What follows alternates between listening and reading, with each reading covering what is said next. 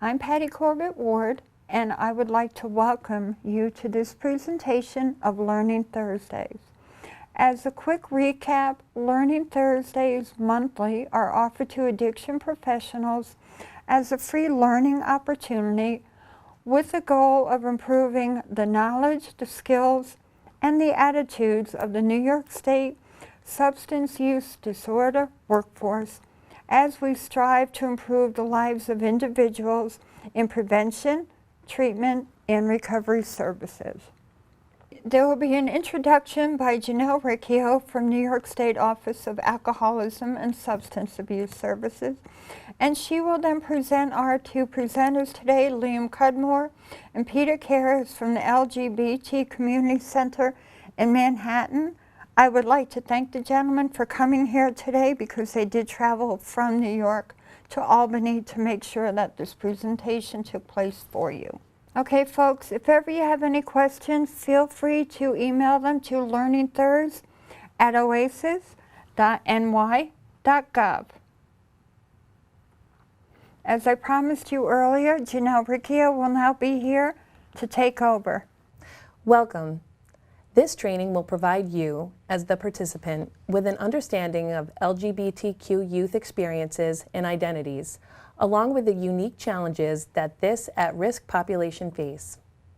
We will explore supportive language and resources and tools for providers who work with LGBTQ youth within their communities. You should expect that at the end of this presentation, you will have an in-depth understanding of LGBTQ youth-affirming practices and how to create welcoming and inclusive services and spaces. At this time, I would like to introduce Peter Karras, LCSW, and Credentialed Prevention Professional. He is also the Director of Youth Counseling and Support. I would also like to introduce Liam Cudmore, LMSW, Youth Clubhouse Membership Specialist, to provide you with an in-depth overview of the topic of engaging LGBTQ youth and creating safe spaces, how to be an ally. Thank you, Janelle. We're very excited to be here today, and we want to thank OASAS for having us to talk about this important topic. And as Janelle had mentioned, today we're going to be talking about how to support LGBT youth and create safe spaces, and basically how to be an ally. To get things started, first we want to introduce who we are. And as Janelle mentioned, my name is Peter Karras. I'm the Director of Counseling and Youth Support at the LGBT Community Center in New York City. And also, as we're going to discuss further along in our presentation, my pronouns are he, him, and his. And I'm also going to let Liam introduce themselves too. Hi, I'm Liam. The pronouns I use are he and him. I also identify as a member of the LGBT community.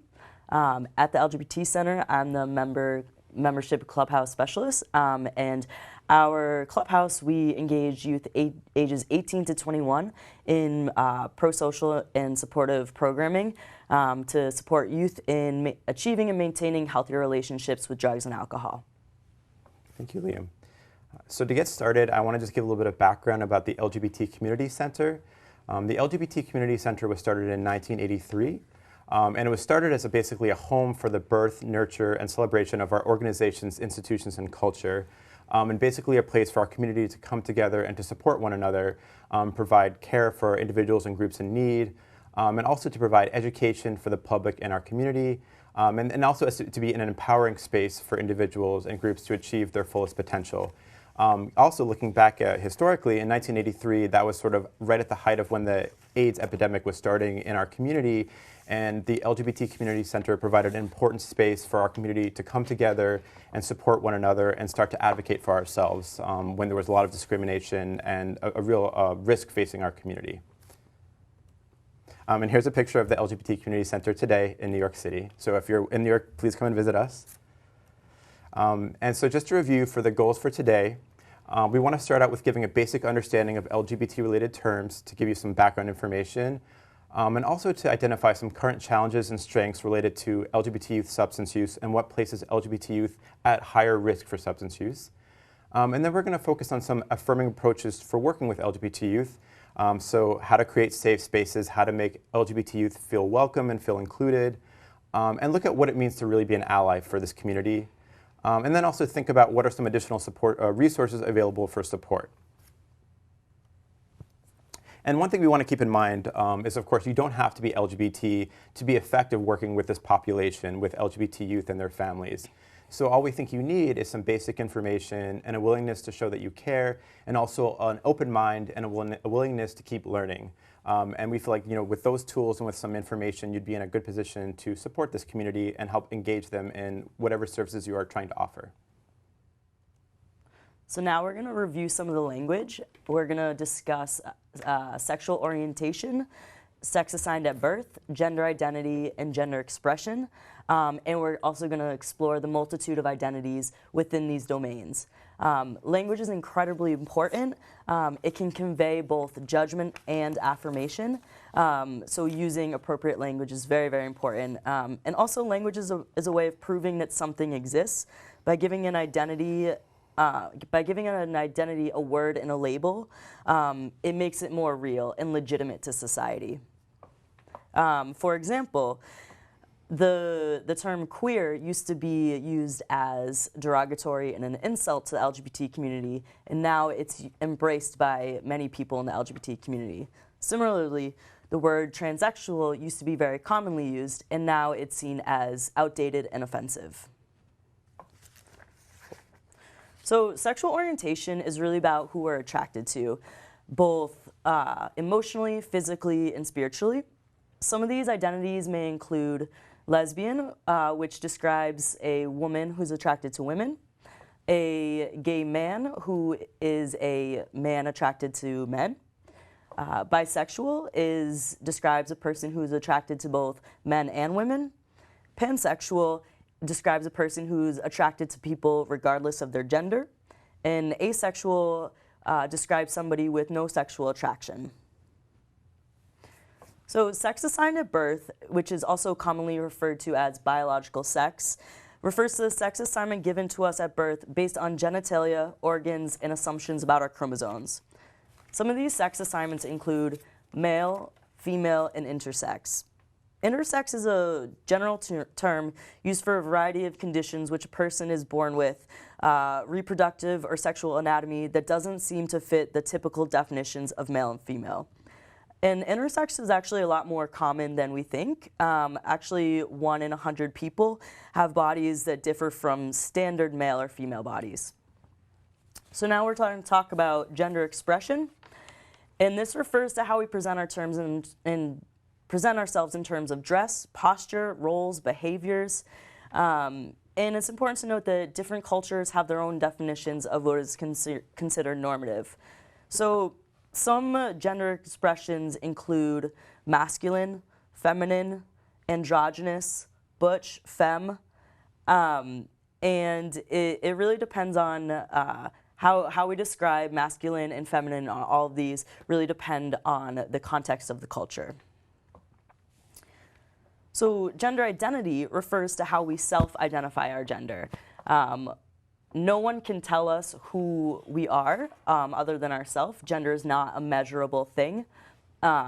So some gender identities include man, woman, transgender, cisgender, and transgender is an umbrella term that encompasses a lot of gender identities, such as trans man, a trans man is a person who was assigned female at birth and identifies as a man or on the masculine spectrum. Trans woman, and a trans woman describes somebody who was assigned male at birth and identifies more on the feminine spectrum or as a woman. Another identity within the transgender umbrella is non-binary. And this non-binary describes a person who doesn't conform to either the traditional male or female.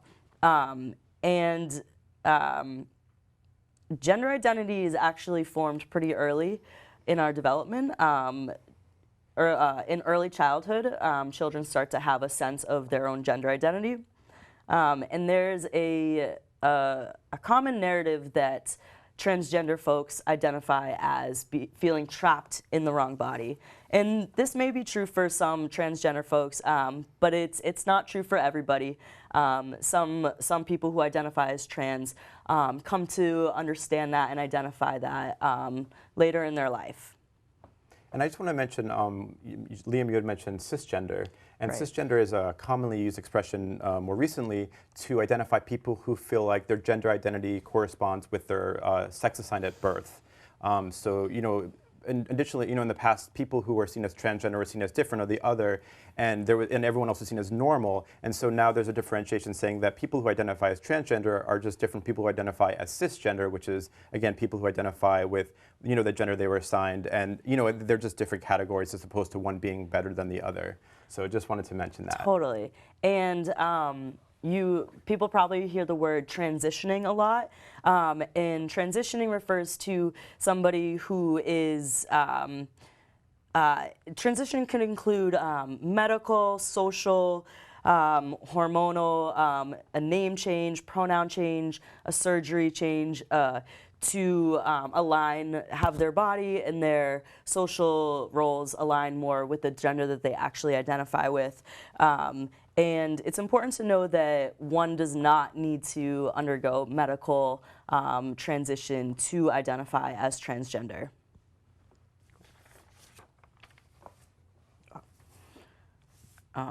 So this, as you can see, is an example of the traditional gender model. So you have here somebody who is assigned male at birth. They are assumed to be masculine, and they're going to be assumed to be attracted to women. So what you're seeing here describes a cisgender man, because they identify as the sex assigned at birth. And also this person is straight or heterosexual because they identify as being attracted to another gender. So the problem with this is that, as you probably guess, a lot of people don't fit this model. And so it can be problematic when people put those pressures on us. So here is actually a much more comprehensive display of what our identities actually look like. And it shows the interconnectedness between assigned sex, gendered identity, gender expression, and sexual orientation. And it's very important to know that one does not determine the other. And each person has one of these identities, and it can be in any type of compilation. For example, somebody who is assigned female at birth could identify as a trans man, can also identify as masculine, and can identify as gay, as attracted to men. So as you can see here, this is the Genderbread person. This can be a helpful teaching tool to use with people to discuss the different domains of gender identity, sexual orientation, gender expression, and sex. So as you can see, gender identity, that's in the brain part. That's who we are. That's how we identify our gender. Gender expression is more the external presentation. Sexual orientation, represented by the heart, is who we're attracted to, and sex assigned at birth is showing the physical and internal anatomy. This slide also shows the fluidity of each identity, and that identities are really on a spectrum. So, for example, with gender identity, woman is on one end of the spectrum and man is on the other, and there's a whole range of identities in between, such as genderqueer or queer. Yes. So here you can see these are common things that we hear, especially working with youth: act like a lady, act like a man. And this is just to highlight the pressure that society puts on folks to behave a certain way. For a lady, that can look like acting feminine, wearing particular clothing, having particular hairstyles, and even having a particular sexual orientation.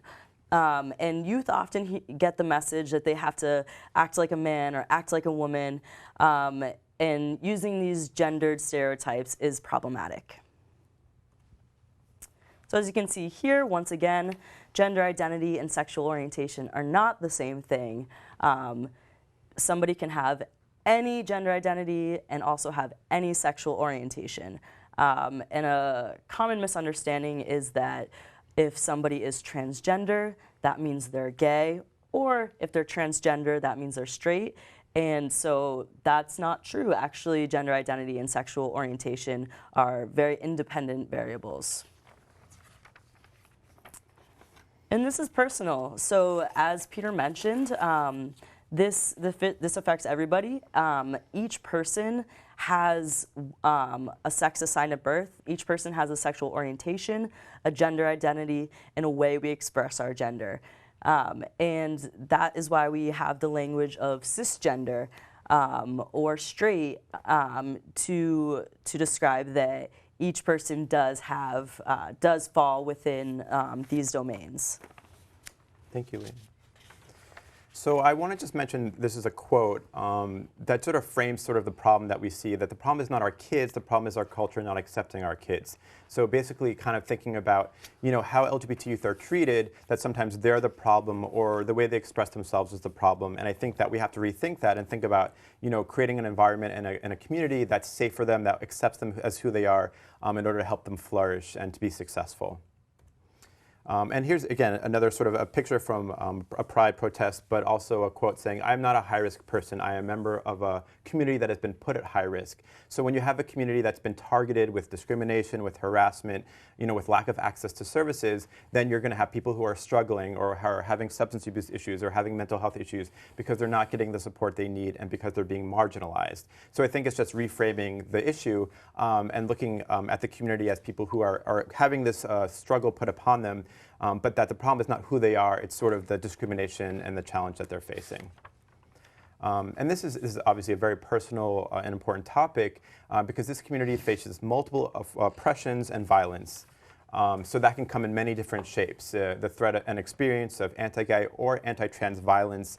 And if you pay attention to the news, there's been a shocking number, it's really a horrifying number of murders of transgender individuals across the country. And often these situations get underreported or they're not getting a lot of attention because it is a marginalized community. But the amount of violence facing this community, especially for transgender individuals, is extremely high. In addition to that, there's the issue of poverty and racism. So we think about the idea of intersectionality, that someone can be part of the LGBT community, but also struggle socioeconomically or also be part of a marginalized racial background. And so all those things come together to create struggles and challenges for these people. And also on top of that, there's health issues such as HIV and AIDS, which has a history of really impacting our community, and then the connected stigma that's gone along with that. And then historically, our community has had a lack of safe social spaces. So, for years and years, the places that LGBT people could gather was mainly at bars or in secret. So there were no places where they could be really themselves and feel comfortable and safe. Or when they were gathering, it was focused on alcohol or potentially drug use. And so that kind of plays into this issue. And then on top of that, our community, LGBT people are one of the few minorities who are not born into families who share that same attribute. So often they're born into families where they're the only LGBT person and their family might not be accepting or understanding of who they are. So that can look like disconnection from their family if their family follows a religious faith from, tied to that religious belief. And also just basic social intolerance of different LGBT identities. So that kind of adds to the isolation that this community can face. And then again, there's a form of stigma that can come into effect in terms of housing, access to education, and employment. So historically, these have been these different issues. And over time, there has been some progress made in terms of policy and advocacy. But these things still come up throughout our country. So just to give you some background, looking at the experiences of LGBT students from 2013 GLSEN National School Climate Survey. And GLSEN is the Gay, Lesbian, Straight Education Network, who surveys the experiences of LGBT youth in school settings. So some statistics that are concerning: Over 30% of these youth have missed at least one entire day of school in the past month because they felt unsafe or uncomfortable, and over a tenth of LGBT students missed 4 or more days in the past month, again, due to feeling not safe at school or being bullied. Over 70% have heard gay used in a negative way frequently or often at school, and over 90% felt distressed because of it. And then over 50% of these youth reported hearing homophobic remarks from school teachers and staff. So that's where it gets really concerning. I mean, of course, hearing any kind of homophobic comments from their peers, has an impact on these youth. But then when you have the adults who are modeling what was appropriate behavior and who are supposed to keep these youth safe, when they're, stating homophobic things, they're just kind of creating that space where youth are not going to feel like they can be in school and feel safe or comfortable, adding to things such as truancy and other, negative outcomes. And then, some additional statistics, over 70% of these youth were verbally harassed because of their sexual orientation, and over 50% were harassed because of their gender expression. And that means they were either called names or threatened.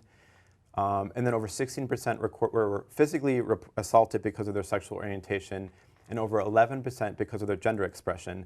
And again, this is they're being punched, kicked, injured with a weapon. So again, going back to this idea and the importance of safety, these youth were being basically attacked at school, and so it's understandable why they might not go there. And again, when you're facing this constant barrage of harassment and violence, you think about what skills do these youth have in place for coping. A lot of them haven't had the support they need to have maybe healthier adaptive coping skills, which can often lead to things such as substance use. And then we get to this idea again, the elevated risk that they face because of these issues. So, for instance, from 2008 to 2010. The estimated number of new HIV infections increased 22% among young men who had sex with men ages 13 to 24, and this number was greatest among Black and Latino youth. So again, thinking about that idea of intersectionality, it's not just LGBT youth, but also when they also are a racial minority facing discrimination and racism. On top of that, they're placing themselves at greater risk for things such as HIV. Also, very troublingly, there's a greater suicide risk. So lesbian, gay, bisexual youth are twice as likely to report attempting suicide in the past year. And then transgender or gender nonconforming young people are 26 times more likely in their lifetime to attempt suicide. So again, transgender young people, because of the compounded discrimination they face, are the most likely to be put at risk for self-harm. And as we mentioned, violence is a common occurrence for these students, that LGBTQ students are more than 4 times as likely to have been threatened or injured with a weapon at school. And then all kind of thinking about that together, it's not, unfortunately, it's shocking to hear that the LGBT youth are twice as likely to report binging on alcohol at least once in the past month. So again, as a coping mechanism for all this kind of discrimination and harassment that they face, often this is one of the ways that they're dealing with it. So to focus more just on the issue of substance use in this community, we know that LGBT youth are more likely to begin using at younger ages than heterosexual youth. And in part, I think because it's, when these young people are starting to understand their own inclinations, their own dispositions around their gender and their sexual orientation, and maybe recognizing that maybe their family isn't going to accept them, or they're not going to feel safe in school, and not knowing how to handle those feelings, they start turning to these different ways of managing those feelings that aren't always the healthiest for them. And again, there's increased risk factors for these sexual minority youth for things such as, due to the family rejection they face, the trauma, depression, anxiety. So the mental health aspects are impacted by the external factors that they face. And again, this all plays into substance use. So these youth are almost 3 times as likely as heterosexual youth to use substances. And this included tobacco use as well as alcohol and also illicit drugs. And then lesbian and gay young people were 7 times as likely to use heroin, 6 times as likely to use ecstasy or cocaine, and twice as likely to use marijuana. So again, across the spectrum of different substance use, we see an increased number for this community and these vulnerable youth. And one framework from which to understand this is something called minority stress theory. And that helps us to understand the elevated rates of risk for this community and these youth, and the disparities that they face in terms of their behavior and mental health compared to heterosexual and also cisgender people. And so basically they think about it in terms of, because of the added stressors this community faces, i.e. hostile and stressful social environments, coming with being a member of a stigmatized minority group, they are then at more risk to have these less adaptive coping mechanisms. And again, as we've said a few times, stressors might include exposure to violence and victimization across one's lifespan, And also just the fear and anticipation of being harassed or bullied or having violence perpetrated against them.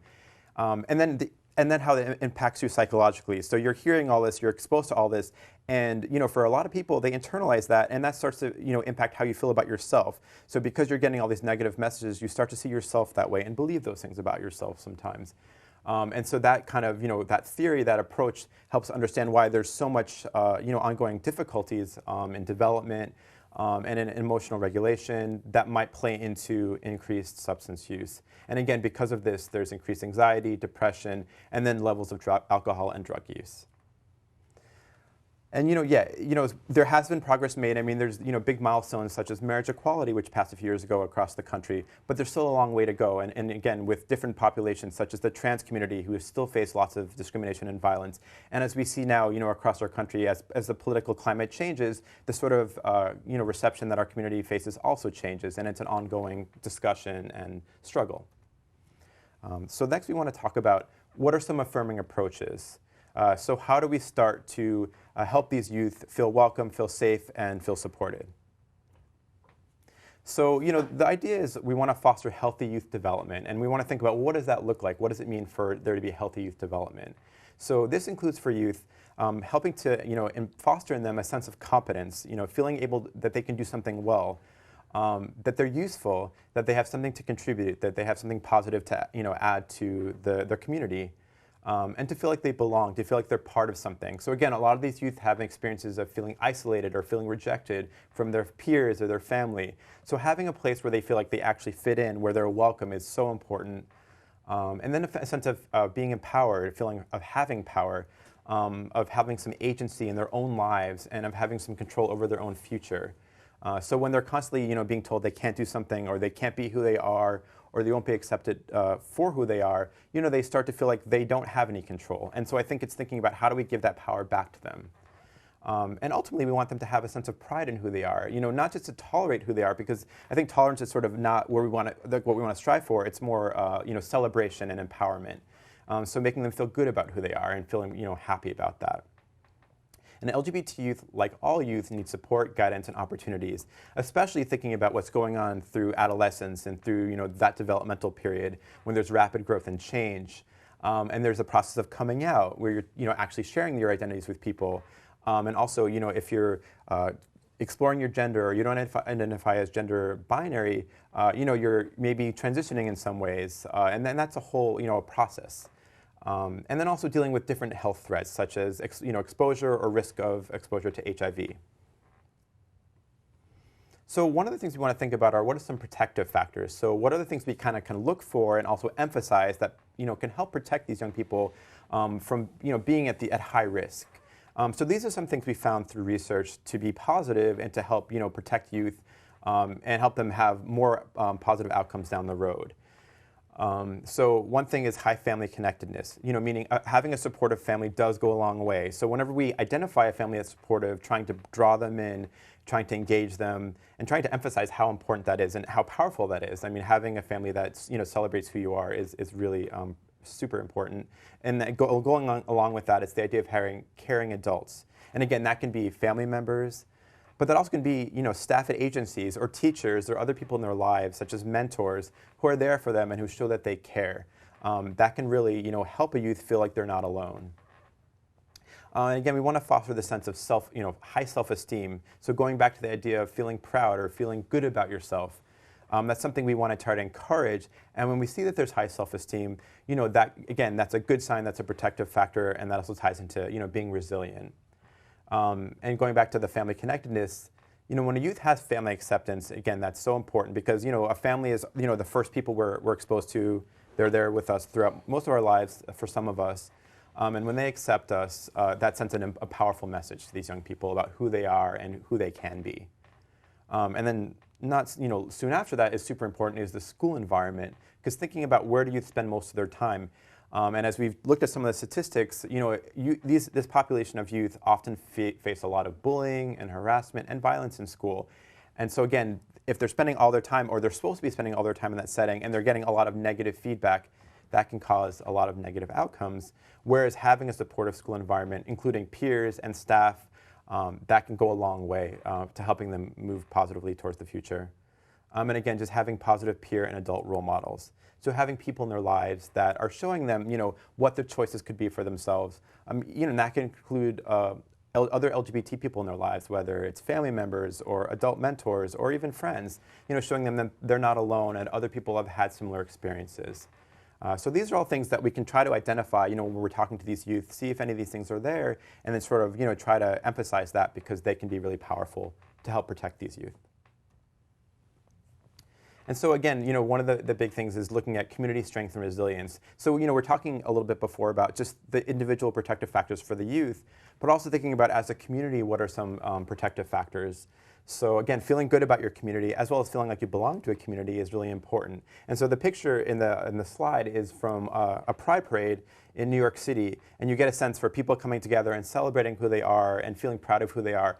And I think it's so important when there's been such a history of being told that you're less than other people or that there's something wrong with you. So I think that's why having that kind of community feeling and support is so important. Also, we talked about the importance of family connectedness.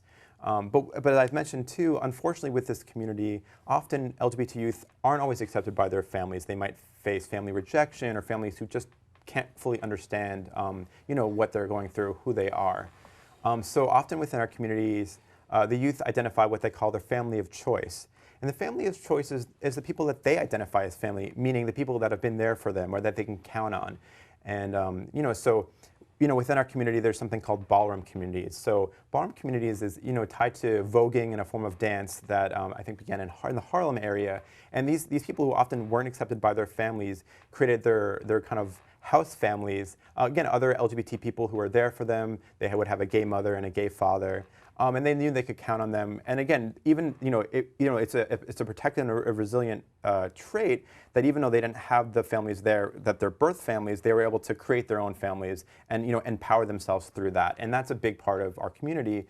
So I think when youth identify that their families aren't supportive, looking at who are these other people that maybe can contribute or become like family members to them.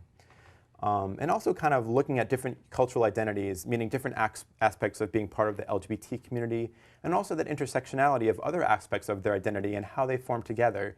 And looking at the positive traits and the creativity and the empowering aspects of that and celebrating it. And then looking at how as being part of a community, there's the collective power and leadership that can come from that, knowing that you're not alone, that you can support one another, that you can advocate for one another. And they can be part of a big movement. And again, the Pride Parade is just one example of that, of people coming together and supporting one another and feeling empowered and good about themselves.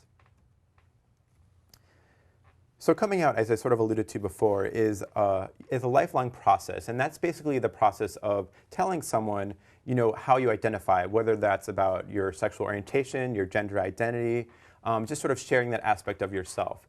And as Liam mentioned, we talked about in the past, there's this idea that the norm is to be a heterosexual, cisgender, male or female. And that's sort of sometimes when we're growing up, the expectation that's placed on us by, our peers, our parents, our teachers. And so it puts us in the position where we have to come out, where we have to say, actually, that's not who we are, and we're something different. And that can be a difficult process for people to deal with. And again, especially when you're not sure how people are going to respond to you. And going back to creating a safe space, it's so much about, creating a space for people where they feel like they can have those moments of sharing who they are, and they don't have to worry about how people are going to respond to that. So coming out is also a lifelong process, because think about it, every person you meet, in theory, you'd have to tell again, because if everyone has the same assumptions about gender and sexuality, this is an ongoing process. So as you move along in life, you're going to share in different settings, whether it's in school, work, at home, with your family, these different aspects of your identity. And we know the Center for American Progress states that the average age of LGBTQ youth to come out is around 13 years of age. And I think we've seen a trend over time that that's coming earlier and earlier, because I think as there's more acceptance and more discussion of LGBT issues in the media, within our homes, within our communities, young people are feeling like, wait, that's maybe who I am, and they don't feel as much shame about that, which I think is a great thing. But also it's something to be mindful of, because youth are, becoming more aware at an earlier age and being more open about it, which I think, again, should be encouraged to express themselves. And also, the average age that youth identifies as LGBTQ is 7 or 8 years old. So just thinking about the discrepancy that they're coming out typically around age 13, but they're actually becoming self-aware around age 7 or 8. And think about, a 7 or 8-year-old might start to have these feelings, but might not know how to articulate that. So that, that's why maybe it's taking a few years for them to think of the words and the language to express who they are. And again, thinking about how we as providers and community members can make that a more supportive, positive experience for them. And I think a lot of that goes into not making assumptions, not trying to project onto people these expectations of what's normal or what's traditional. Because as we see, for people, it's often a much more complicated, complex process and experience. And so we see that when youth don't feel accepted, they don't tell you the whole story. So they're, again, if they feel like you're not going to respect who they are, or they get the sense that this isn't a safe space, they're more likely to withdraw, to shut down, to not trust you. And also, then that ties into engagement in any kind of service you're providing. So they're not going to come to their appointments, they're not going to show up to school or their programs. And then tied to that, because they're not at these potentially safe and supportive spaces, they're more likely to engage in risky behaviors, and again tied to substance use or other things which might place them at risk. So it's all interconnected, that sense of not feeling accepted and the repercussions how that plays out. And again, why it's so important about how we treat them to kind of break that cycle and help them stay engaged in supportive services. And I think the general idea we're putting forth is that everyone should feel free of stigmatization. If we are consciously or unconsciously creating those kinds of conditions for youth, we have the obligation to do better. And so that's sort of the emphasis of what we're trying to talk about today. Allyship is a critically important role that you can serve when working with LGBT youth. Being an ally is more than being a friend. Allyship is a verb and not a noun. To be an ally, it's to take action, to actively listen to individuals to find out what they need for support. And it's really important to not make assumptions about what people need for support. So one way to be an ally is using inclusive language. So reflect back the language that a young person uses. And as we talked about, there are so many different labels and terminologies for different identities, and it can be, hard to keep track of. And each person really identifies in their own way. So it's important to listen to the words and labels that youth use for themselves and reflect that back. Using gender-neutral language when talking about relationships.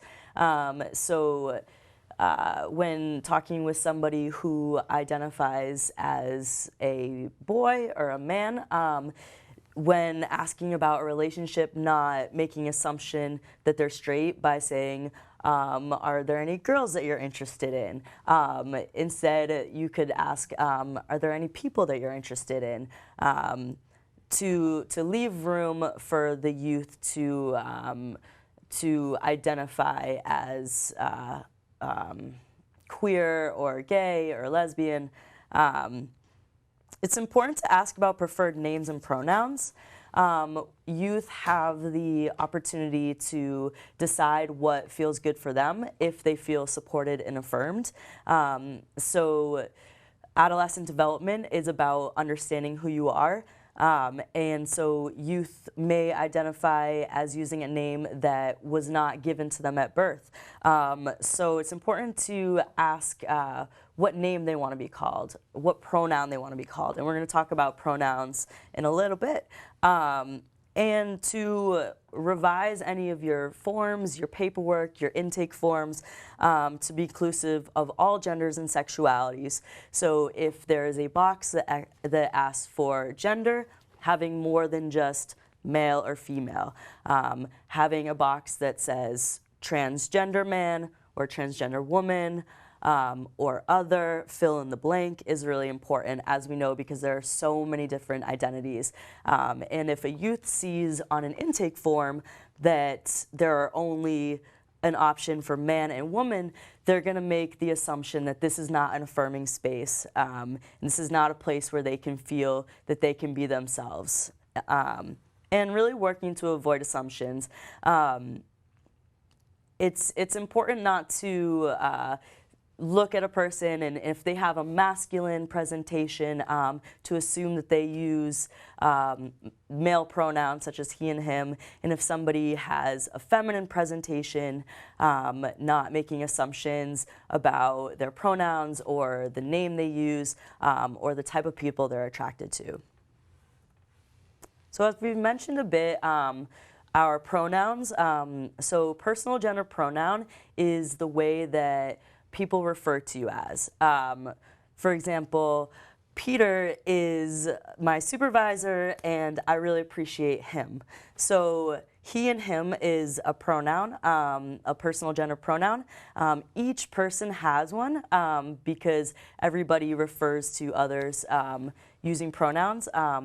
But the thing is that it's important that the individual gets to decide how they're referred to. The individual gets to decide what their personal gender pronoun is. So some examples of personal gender pronouns, or PGPs, are she, hers, and hers, she, her, and hers, he, him, his, they, them, theirs. And there are so many other pronouns, and don't worry about knowing every single pronoun, because what is important is to find out how a young person identifies their pronoun, because there's an infinite amount of pronouns that people can use. It's also important not to make assumptions about people's pronouns, and we're going to talk about asking people what their pronouns are. And it's important not to target a youth, so only asking youth who look like they might be transgender, what their pronouns are. So if you're going to ask any youth, it's really important to ask all youth so people don't feel targeted. So promoting positive development and expression of sexual orientation with youth. It's important to allow space for youth to discuss same-sex attraction without being penalized or shamed. It's important to allow youth to participate in appropriate, inclusive social activities. For example, if your organization has a dance, allowing youth to bring, if they're allowed to bring a date, having them be allowed to bring a date of any gender. Allowing youth to express their sexual orientation through clothing, jewelry, hairstyles, and having youth have access to LGBT-affirming books, posters, materials, books that have LGBT characters and themes is really important for youth to see representation.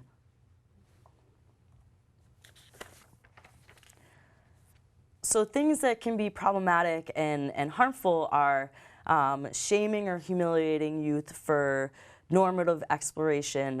All youth deserve the opportunity to explore their gender identity, their gender expression, their sexual orientation without being penalized.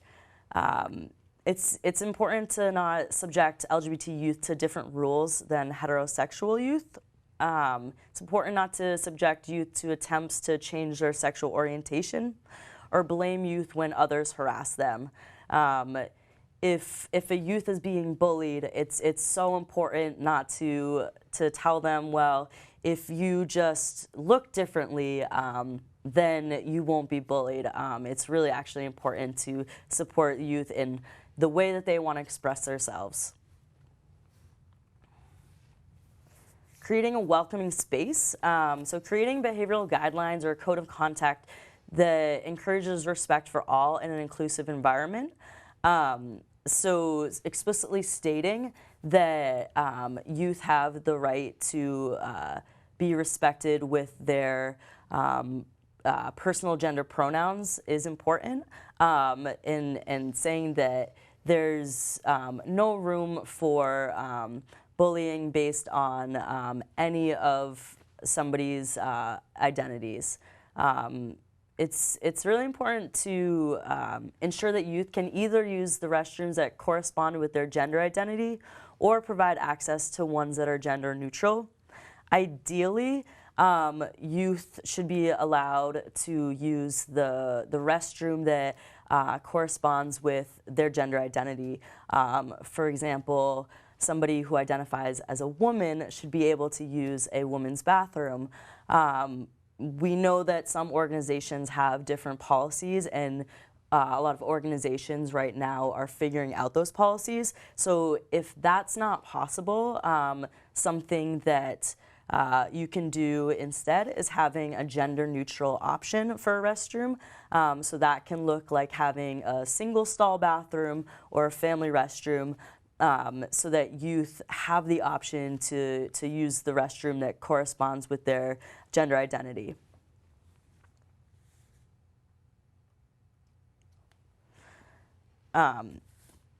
So visibly marking yourself as a person who is inclusive and affirming and confidential of LGBT folks is really important. It lets youth know right from the beginning that this might be a place where they can confide in caring adults, just like having inclusive language on your paperwork or intake forms. It's a signifier, and one of the ways it can be done is through posting signs on your office door, putting rainbow stickers up, putting signs that say that this is an anti-bullying environment or a safe space. And an example is this sign from GLSEN, and it says, "This is a safe and inclusive space for lesbian, gay, bisexual, and transgender students and their allies." Okay, so now I'm going to talk about just some practical examples of what we do at the center to kind of help create that safe space. And as Liam mentioned, at the beginning of each group, we have like activity groups or discussion groups. We do have each youth go around and share their name and then their personal gender pronoun, and also we answer an icebreaker question so they get to know you. And we kind of normalize that process of sharing your PGP, and again, make sure that no one feels singled out, but that just everyone does that. So no, and we also emphasize, don't make assumptions. If you're not sure, it's okay to ask, but it's better to ask than to make an assumption about somebody, about their gender or their pronouns, things like that. And also, when we have youth fill out intake or membership forms, we ask for both their legal and preferred names, because sometimes for agency requirements, we need to have a legal name, but we also want to respect that a youth might not go by their legal name. Like maybe they're not in an age where they can change their name, but that legal name doesn't correspond with how they see themselves. So we want to be respectful of that and show that we're thoughtful about that, and that's something that we do at the center. And also, again, when on our paperwork, we ask what their PGP is, and also, as Liam mentioned, include a line to write in an option that might not be listed. So that show that we're thoughtful, that we're not just saying you're limited to these categories, but respect the diversity that the youth might bring to the space. And again, including a wide variety of options for gender identity and sexual orientation, and including a line for them to write in, how they identify. This is just an example of an intake form for us for one of our programs, where you see that we have a section for gender identity and also for sexual orientation. And again, and if a youth doesn't feel comfortable answering, that's also okay. So we're not forcing them to share that information, but letting them know that we're thoughtful, that we're including these different options, and that it's up to them to define themselves.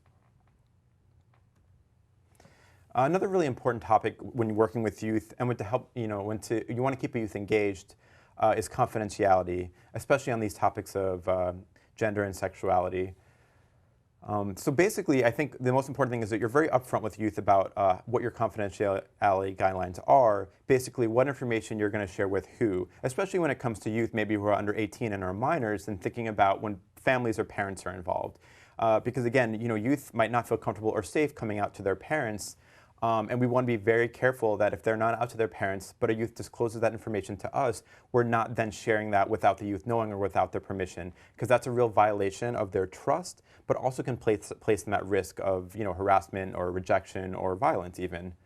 So basically, whenever there's a question, we always need to ask a youth's permission before that kind of information would ever be shared. And it's even in situations, obviously with minors, there are situations when we do have to contact parents or notify them about things, and thinking about is issues around sexual orientation or gender identity really part of this emergency situation that we have to disclose this, or is this something we can leave out of the discussion because we recognize how sensitive this information is? So whenever possible, not disclosing information about sexual orientation or gender identity, and ensuring that a youth is comfortable with you talking about it. And also, on our intake paperwork, we do ask, are you out? Like when they place an emergency contact on their paperwork, we ask, are you out to that person? So at least we know, if we did need to contact that person, how much information they might have and what's okay to share. And again, that's one of the main ways to build trust with a youth. If they can tell that they can tell you information, especially pertaining, to this sensitive topic, and know that you're not going to disclose it without permission, is a way to keep them engaged. And otherwise, you could lose them very easily and, break that trust. So when in doubt, when you're working with this population, we ask that you keep an open mind and maintain an asking stance, and allow the youth to be your guide. And so, one kind of easy way to look at it is the youth is the expert on their own experience. They have that expertise, so it's okay to ask questions, to be curious, and to just, be open to what they have to say and to be respectful of what they share with you.